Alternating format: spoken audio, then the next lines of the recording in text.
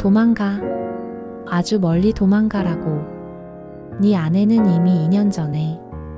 그 순간 과일 장수가 목을 움켜쥐며 괴로워했습니다. 그리고 그날 밤 갑자기 죽고 말았습니다. 그 후로는 이웃사람 누구도 막에게 진실을 말하려 하지 않았습니다. 너무 무서웠거든요. 마을의 승려도 막을 찾아왔어요.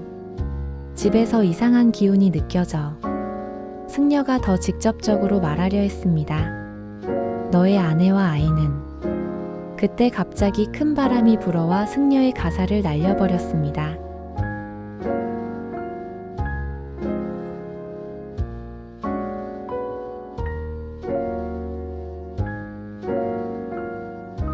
혹시 사랑과 영혼이라는 옛날 영화를 아시나요? 이승과 저승의 경계를 넘나드는 애절한 로맨스죠. 동양에도 그와 비슷하면서도 훨씬 더 섬뜩하고 슬픈 전설이 있답니다. 바로 오늘 들려드릴 메낙 프라카농이에요. 19세기 말 방콕의 외곽 지역 프라카농에 낙이라는 아름다운 여성이 살고 있었습니다. 윤기 있는 머리에 하얀 피부를 가진 그녀는 항상 미소를 잃지 않는 사람이었어요. 낙은 매일 아침 사찰에 가서 기도를 올렸습니다. 부처님, 진심으로 사랑할 수 있는 사람을 보내주세요. 그럼 저는 평생 그를 사랑하겠습니다. 어느 날 기도에 대한 응답으로 막이라는 멋진 남자가 나타났습니다. 그는 키 크고 건장한 체격을 가진 선량한 사람이었어요. 이웃에게 문제가 생기면 그는 언제나 자기 일처럼 나섰습니다. 두 사람은 만나자마자 사랑에 빠져 결혼을 했고 운하 옆의 작은 집에서 신혼생활을 시작했습니다. 매일 아침 낙은 막이 깨기 전에 일어나서 그가 좋아하는 쌀국수를 만들었어요. 막 역시 낙을 위해 최선을 다했습니다. 일을 마치고 집에 돌아오는 길에는 항상 작은 선물을 가져왔습니다. 낙이 수줍어하며 말했습니다. 이렇게 매번 선물을 가져오시면 안 되는데. 막은 웃으며 답했어요. 당신의 미소를 보는 것이 저에게는 더 큰 선물이에요. 제가 더 고마운걸요. 그리고 결혼한 지 1년 정도 지났을 때 아기가 생겼어요. 두 사람은 태어날 아기를 위해 이름도 미리 지어두고 작은 옷도 만들어 두었습니다. 하지만 영원할 줄 알았던 그들의 완벽한 행복은 그리 오래가지 않았습니다. 태국이 이웃나라와 전쟁을 하게 되면서 젊은 남자들이 모두 징집되었거든요. 막도 예외는 아니었습니다. 눈물을 보이지 않으려고 애쓰며 낙이 말했어요. 무사히 돌아오셔야 해요. 저와 아이는 이 집에서 언제나 당신을 기다리고 있을게요. 막이 답했습니다. 아이와 함께 건강한 모습으로 여기서 기다려줘요. 두 사람은 다시 만나 평생을 함께하기로 굳게 약속했습니다. 이렇게 막은 전장으로 떠났고 낙은 매일 운하를 바라보며 남편이 돌아오기를 기다렸습니다. 배가 불러올수록 그녀는 더욱 막이 그리웠어요. 전쟁에 나간 남편이 걱정된 탓일까요? 낙은 점점 야위어 갔습니다. 몇 년 뒤 마침내 전쟁이 끝나고 막이 고향으로 돌아왔습니다. 부상을 입어 다리를 조금 절었지만 막에게는 그리 큰 문제가 아니었어요. 그는 사랑하는 아내와 2살배기 아이를 만날 수 있다는 기대로 가득 차 있었습니다. 막이 집 앞에 도착했을 때 낙이 아기를 안고 나와서 반겼어요. 당신 드디어 돌아왔네요. 얼마나 기다렸는지 몰라요. 이제부터 평범하지만 행복한 일상이 이어졌습니다. 막은 낮에 일을 나가고 낙은 집에서 아기를 돌보면서 요리를 했어요.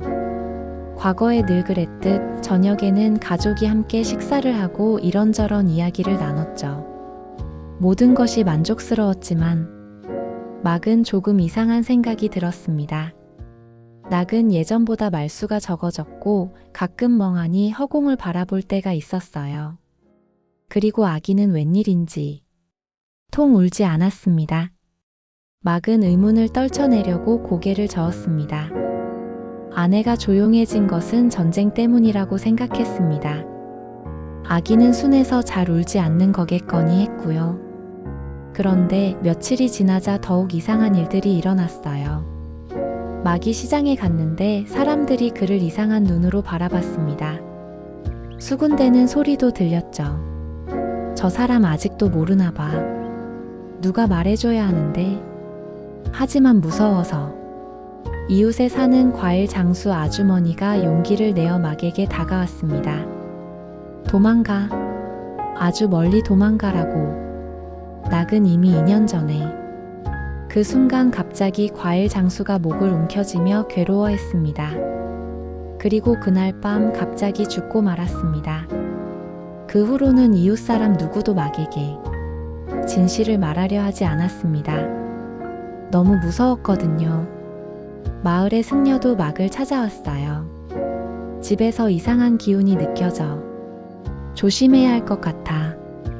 막은 의아해하며 물었습니다. 무슨 말씀이신지? 승려가 더 직접적으로 말하려 했습니다.